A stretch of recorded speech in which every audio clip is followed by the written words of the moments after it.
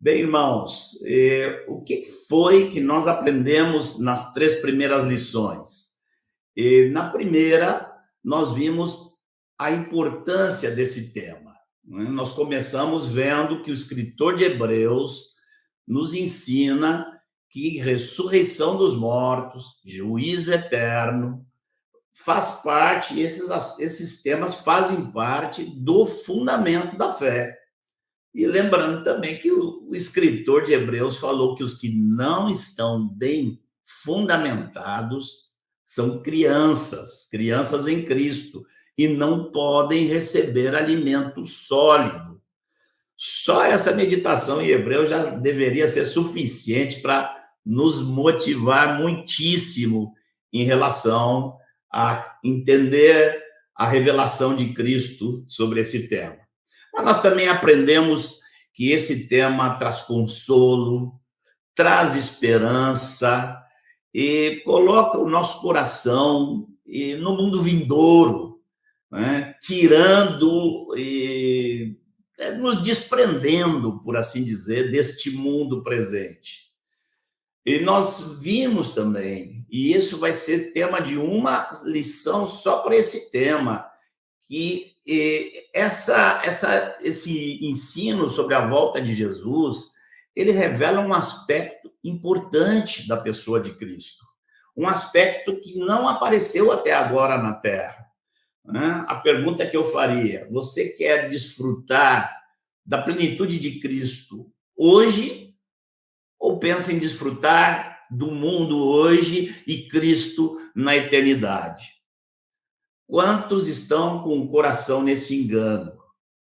Nós vimos também que esse ensino ele traz senso de urgência para servirmos ao Senhor. Ele completa o Evangelho, porque o Evangelho é o anúncio da primeira e da segunda vinda do Senhor, né? E vimos que o tema também nos traz temor, seriedade e, acima de tudo, prepara-nos para o fim. Os ensinamentos proféticos sobre o fim não são para suprir carências de curiosidade, mas para nos preparar para o fim.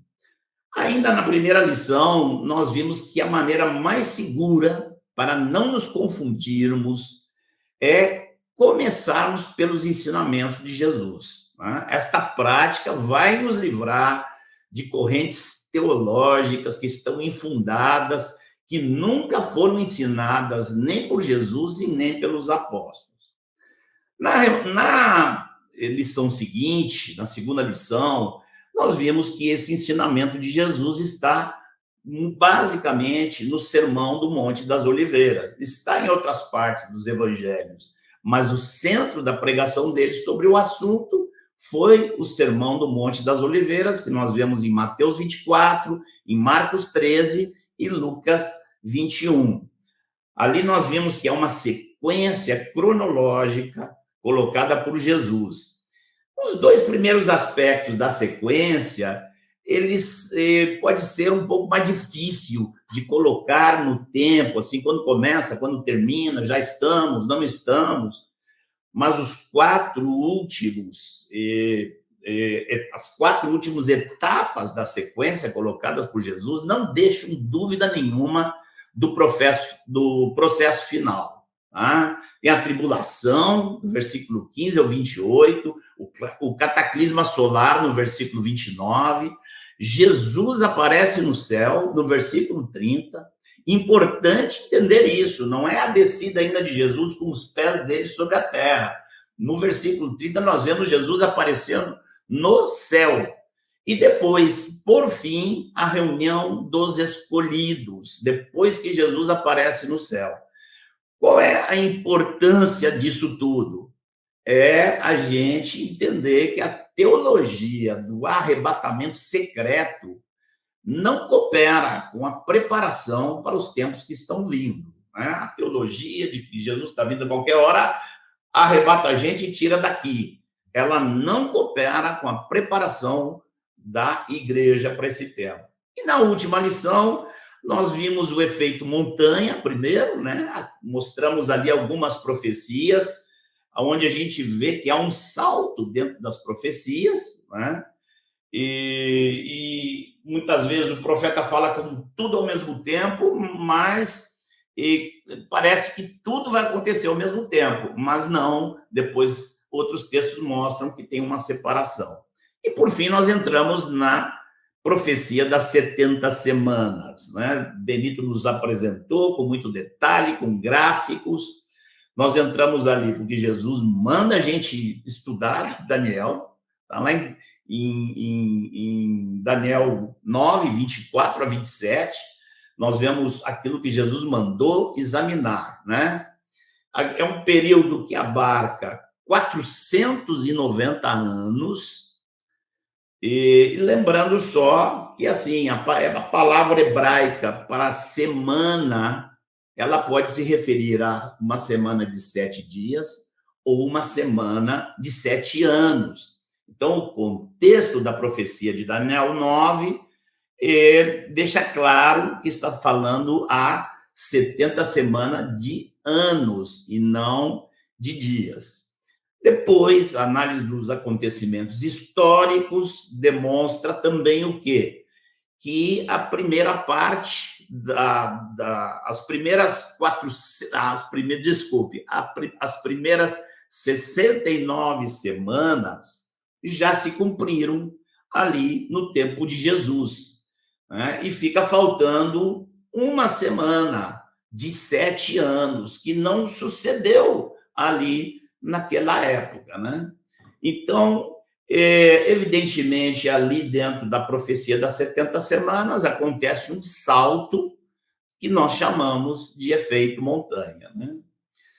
É nestes anos, desses 7 anos da 70ª semana, que se concentram as profecias de Jesus, as profecias dos apóstolos, as profecias que Jesus revela a João lá em Apocalipse, né? Então, é nesta perspectiva de 7 anos que nós estamos analisando os ensinamentos de Jesus, e hoje Benito vai nos trazer como encaixar, vai começar, porque não vai trazer tudo hoje, mas vai começar a encaixar as profecias apostólicas dentro daquela linha do tempo estabelecida pelo Senhor Jesus. Amém? Benito, sua vez, querido. Amém. Alegria mesmo, irmãos. Esse tema sempre enche nosso coração, né?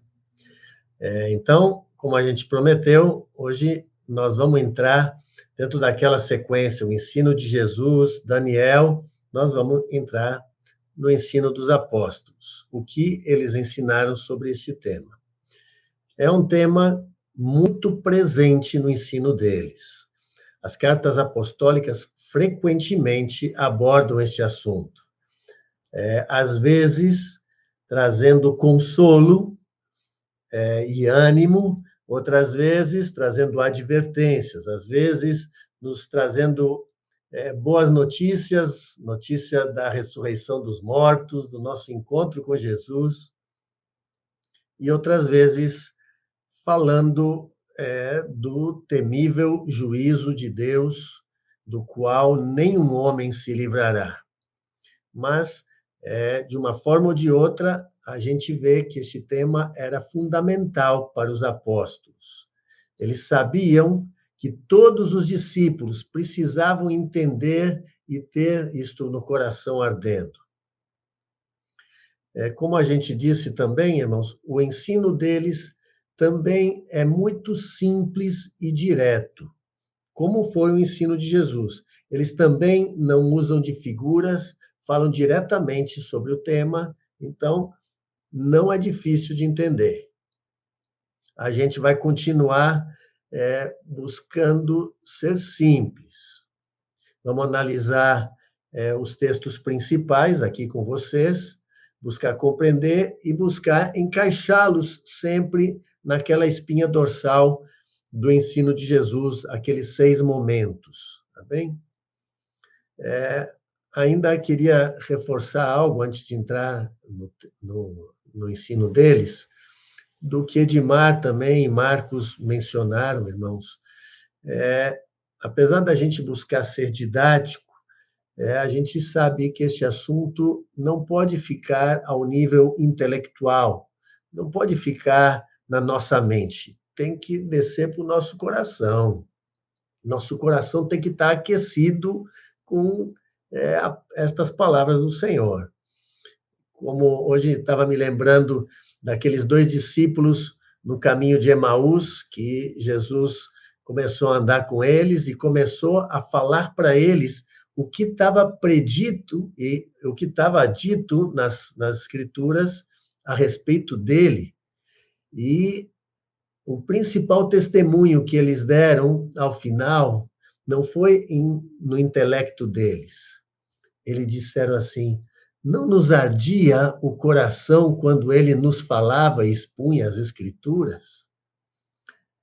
Que isto seja assim conosco, que o meditar na palavra do Senhor, o meditar naquilo que está profetizado a respeito da volta do Senhor, nos faça arder muito o coração. Então vamos lá. O primeiro texto que nós vamos ler do ensino apostólico é em 2 Timóteo, capítulo 3, versículo de 1 a 5. Vamos ler. Sabe, porém, isto: nos últimos dias sobrevirão tempos difíceis, pois os homens serão egoístas, avarentos, jactanciosos, arrogantes, blasfemadores, desobedientes aos pais, ingratos, irreverentes, desafeiçoados, implacáveis, caluniadores, sem domínio de si, cruéis, inimigos do bem, traidores, atrevidos, enfatuados, mais amigos dos prazeres do que amigos de Deus, tendo forma de piedade, negando-lhe, entretanto, o poder. Foge também destes. Que lista, hein, irmãos? Não é à toa que Paulo diz que serão tempos difíceis. O apóstolo aqui nos descreve um quadro de degradação moral que ocorrerá nos últimos dias. A gente deve saber, irmãos, que essa degradação é algo crescente. Algumas pessoas defendem equivocadamente a ideia de que este mundo vai melhorar. Na volta do Senhor, quando ele vier, ele vai colocar as coisas no lugar, vai terminar com toda a injustiça. Mas antes disso, a coisa ainda vai piorar. E também a gente deve saber, irmãos, que estas coisas vão assediar a igreja, vão cercar a igreja e às vezes vão entrar nela. Nesta própria carta de Paulo a Timóteo, Paulo menciona, por mais de uma vez, os homens maus, os falsos cristãos que andarão no meio da igreja. Então, irmãos, este texto, Paulo está querendo nos advertir e preparar. São aí uma lista grande, são 19 características dos homens nos últimos dias, e características essas, irmãos, que a gente, obviamente, já as identifica no mundo de hoje, já num estado bastante avançado. Eu não vou aqui mencionar todas, vou citar apenas algumas destas mais marcantes para sinalizar isto que a gente vê. Então, primeira característica diz que os homens serão egoístas. Esta é uma marca fortíssima dos homens nos dias de hoje.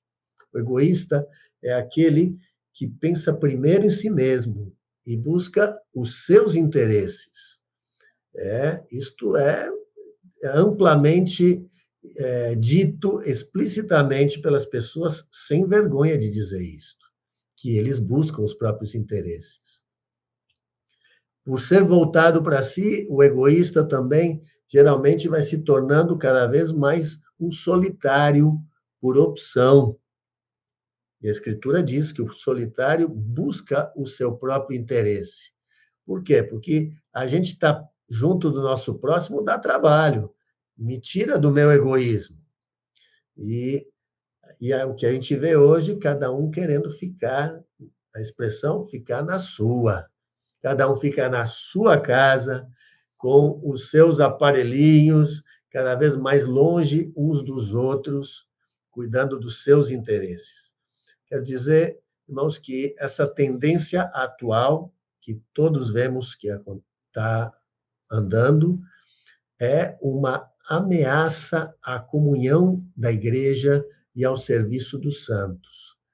Não podemos permitir que esta tendência entre e se aproxime à igreja. Precisamos lutar contra ela. Depois, o texto segue falando que os homens se tornaram avarentos. Literalmente, a avareza é amor ao dinheiro, a busca e apego à riqueza e aos bens. Precisamos tomar cuidado também. Cada vez mais há um apelo para que a carreira profissional e a prosperidade ocupe cada vez mais espaço na nossa vida. Também diz que os homens se tornarão jactanciosos. Jactância é o contador de vantagem, é aquele homem pretensioso, ostentador das suas qualidades, fala bem de si mesmo. Isto é o que mais vemos também nas redes sociais e por aí. O mundo não só faz isto, como diz que todo mundo tem que fazer isto mesmo. Outra característica, os homens se tornarão arrogantes. O arrogante é aquele que se acha melhor do que os outros. O arrogante se coloca acima e despreza os demais. No popular hoje, são aqueles que se acham, né? Que oposto é ao conselho de Paulo a nós, que nos diz que consideremos cada um os outros superiores a nós mesmos.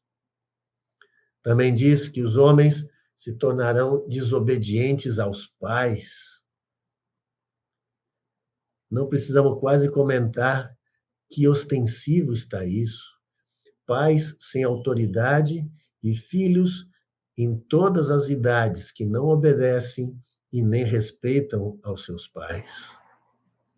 Que os homens se tornariam desafeiçoados, sem afeição natural, não ama ninguém, não se importa com ninguém, não sociáveis.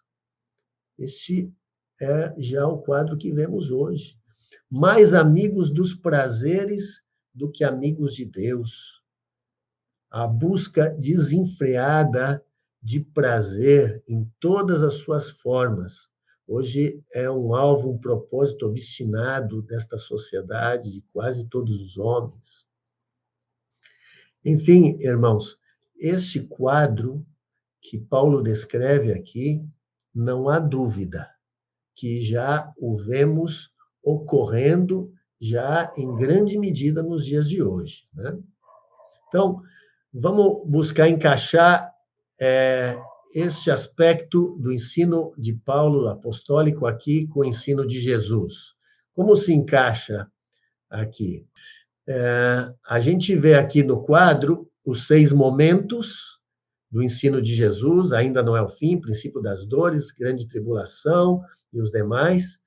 E a gente vê que este aspecto dos tempos difíceis se encaixa bem com a advertência de Jesus, quando ele fala no princípio das dores, que a iniquidade se multiplicará e o amor de quase todos se esfriará. Neste momento, nesta fase aqui, antes da grande tribulação, nesses 2 momentos, a gente vê que este é um dos sinais crescentes que a gente mencionou lá, que a gente chamou de progressivo, que a gente já o vê no tempo presente, mas que ele não é marcante, ainda pode se estender por algum tempo, né? Agora, vamos ver agora um segundo texto, irmãos, um texto-chave muito importante nas cartas apostólicas. 2 Tessalonicenses, capítulo 2, de 1 a 4. Irmãos, no que diz respeito à vinda do nosso Senhor Jesus Cristo e à nossa reunião com Ele, nós vos exortamos a que não vos demovais da vossa mente com facilidade, nem vos perturbeis, quer por espírito, quer por palavra, quer por epístola, como se procedesse de nós, supondo tenha chegado o dia do Senhor. Ninguém de nenhum modo vos engane, porque isto não acontecerá sem que primeiro venha a apostasia e seja revelado o homem da iniquidade, o filho da perdição, o qual se opõe e se levanta contra tudo que se chama Deus, ou é objeto de culto, a ponto de assentar-se no santuário de Deus, ostentando-se como se fosse o próprio Deus. Este é um texto muito importante e claro, irmãos. A gente percebe pela fala de Paulo que naquela época havia pessoas fazendo suposições sobre a chegada do dia do Senhor. E o apóstolo esclarece aos irmãos a respeito justamente do momento da vinda do Senhor e do arrebatamento. Ele adverte os irmãos que ninguém os enganasse, supondo que esse dia já tinha chegado, porque antes de chegar esse dia, deveriam ocorrer alguns acontecimentos específicos. Então, vamos revendo o texto? No começo do texto, Paulo anuncia qual é o assunto que ele vai falar no texto. Diz assim: no que diz respeito à vinda de nosso Senhor Jesus Cristo e à nossa reunião com Ele. Qual é o assunto? O assunto é a vinda de nosso Senhor Jesus Cristo e nossa reunião com Ele. E ele segue: não vos demovais da vossa mente com facilidade, não se perturbem de forma nenhuma, nem por palavra, nem por epístola, supondo ter chegado o dia do Senhor. Aí ele segue no versículo 13, ele diz assim: ninguém de nenhum modo vos engane, porque isto não acontecerá sem que primeiro venha a apostasia e seja revelado o homem da iniquidade. Em outras palavras, irmãos, o que Paulo está dizendo aqui? Que a vinda do Senhor e o arrebatamento só ocorrerão depois de dois eventos: a apostasia e a revelação do homem da iniquidade, que é o anticristo. Então, irmãos, já comecemos a pensar, devemos já nos perguntar, a volta do Senhor, então, pode ser a qualquer momento nos dias de hoje? Como fica essa ideia comum que há no meio da igreja de um arrebatamento secreto que pode acontecer a qualquer hora? Olha, irmãos, por este texto e pelas outras evidências do ensino de Jesus, a gente sabe que isso não está correto. A gente vê aqui claramente, não é necessário fazer interpretações nem especulações. A gente vê anunciado explicitamente que antes da vinda do Senhor e do arrebatamento tem que acontecer duas coisas. Tem que vir a apostasia e ser revelado o homem da iniquidade. Então, percebamos que até mesmo a expressão que é comum na igreja, dizendo assim, olha, Jesus pode voltar hoje mesmo, ela não é correta.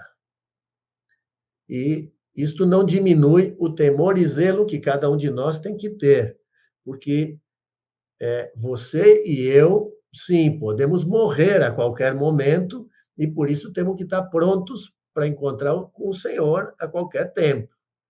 Mas a vinda mesmo do Senhor e nossa união com Ele só ocorrerão após a apostasia e a manifestação do homem da iniquidade. Vamos ver, então, como é que isto aqui se encaixa e é coerente com o ensino de Jesus. Olha, aí embaixo, novamente, os 6 momentos do ensino de Jesus. E este momento da revelação do homem da iniquidade e que Paulo também menciona que ele se assentará no santuário como se fosse o próprio Deus, coincide com este momento do abominável da desolação que Jesus falou. Este é o abominável da desolação que Jesus e Daniel falaram. Então, vejam, Jesus declara que o abominável da desolação e a grande tribulação vem antes da vinda do Senhor e do arrebatamento. Então, a igreja estará aqui, sim, quando o anticristo se manifestar. E Paulo afirma a mesma coisa. Primeiro o anticristo se manifesta, a igreja estará aqui e só depois ocorrerá a vinda do Senhor e nossa união com ele.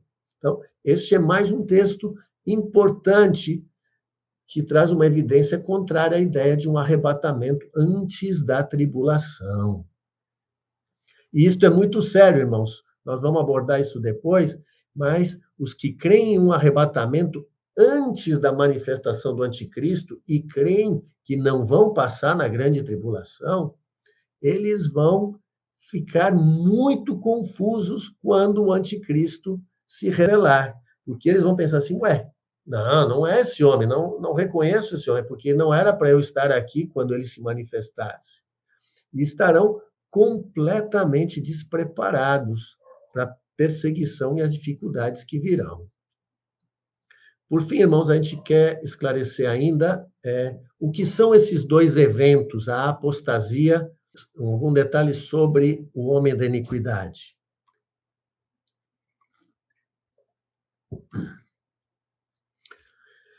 A apostasia, irmãos, a apostasia em si é um abandono da fé. Porém, esta apostasia que Paulo anuncia aqui é uma apostasia específica. Não é simplesmente que um ou outro irmão abandonará a fé. Será um abandono da fé em massa. Ele certamente ocorrerá quando aumentar a perseguição aos discípulos e as dificuldades para os que forem fiéis, já como Jesus anunciou já no princípio das dores, e isto ainda se agravará ainda mais quando o anticristo se manifestar e diz que enganará a muitos. Então, muitos destes apostatarão da fé. E Jesus também menciona, quando fala lá no princípio das dores e das dificuldades aos discípulos, diz: muitos se escandalizarão, trairão e odiarão. Então, esta é a apostasia, este evento de abandono da fé em massa. E o outro evento sobre a revelação do homem da iniquidade, irmãos, como a gente disse, no começo da movimentação política do anticristo, podemos não reconhecê-lo, não ter notícias claras. Mas quando ocorrer aquele momento do abominável da desolação, ele cercar Jerusalém, profanar o santuário, perseguir os judeus, então não teremos dúvidas. Ali será revelado o homem da iniquidade. E Paulo traz algumas informações. No versículo 4, diz que se oporá, se levantará contra Deus e contra o culto a Deus, se assentará no santuário, ostentando-se como se fosse o próprio Deus. Então, ele vai profanar o templo de Jerusalém, como a gente viu lá em Daniel. No versículo 9 também ele diz que o aparecimento do iníquo é segundo a eficácia de Satanás, com todo o poder, sinais e prodígios da mentira. Então, o iníquo estará sob domínio do diabo. Ele terá poder e fará sinais e prodígios. E no versículos 10 a 12, nesse mesmo capítulo, diz: com todo engano de injustiça aos que perecem, porque não acolherão o amor da verdade para serem salvos. Por esse motivo, pois, Deus lhes manda a operação do erro, para darem crédito à mentira.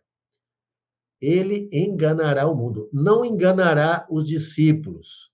certo? Diz aqui, com engano de justiça aos que perecem. Mas o Senhor vai deixar que o mundo dê crédito às suas mentiras, porque o mundo não quis dar crédito à verdade.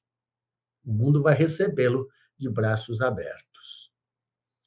Então, irmãos, hoje a gente queria trazer esses dois textos para vocês. A gente vai parar por aqui, nessa parte mais feia, que é a manifestação do anticristo, porque a gente quer que fique tudo bem claro e simples. Na próxima semana, então, se Deus permitir, a gente vai para os outros textos das cartas apostólicas que anunciam propriamente a vinda do Senhor e nossa união com Ele. Aí sim nós vamos falar sobre esse dia tão esperado por nós, vamos ver como será esse nosso encontro com o Senhor, o que acontecerá, como será nosso corpo glorificado. Amém? Então, aguarde. Agora, irmãos, a gente quer deixar com vocês aquelas perguntinhas para ajudar a meditação e o considerar atentamente em família, nas juntas e ligamentos e na comunhão durante a semana de vocês, viu? Então, as perguntas para considerar atentamente. 1. De acordo com 2 Timóteo 3, de 1 a 5, como serão os homens nos últimos dias? Qual a realidade do mundo hoje? Segundo 2 Tessalonicenses 2, de 1 a 4, quais são os dois fatos que ocorrerão antes da vinda do Senhor e de nossa união com Ele? Isto está de acordo com o ensino de Jesus? Terceiro, a igreja estará na terra quando o anticristo se manifestar ou será arrebatada antes disso? Tá facilzinha as perguntas, não é? Quarto, a afirmação Jesus pode voltar hoje mesmo está correta? Amém, irmãos. Queremos animar mais uma vez a vocês para que este assunto cresça entre nós, nas nossas conversas, em nossas orações, em nossos cânticos, que o Senhor aqueça os nossos corações com a expectativa de tudo que está preparado para aqueles que o amam.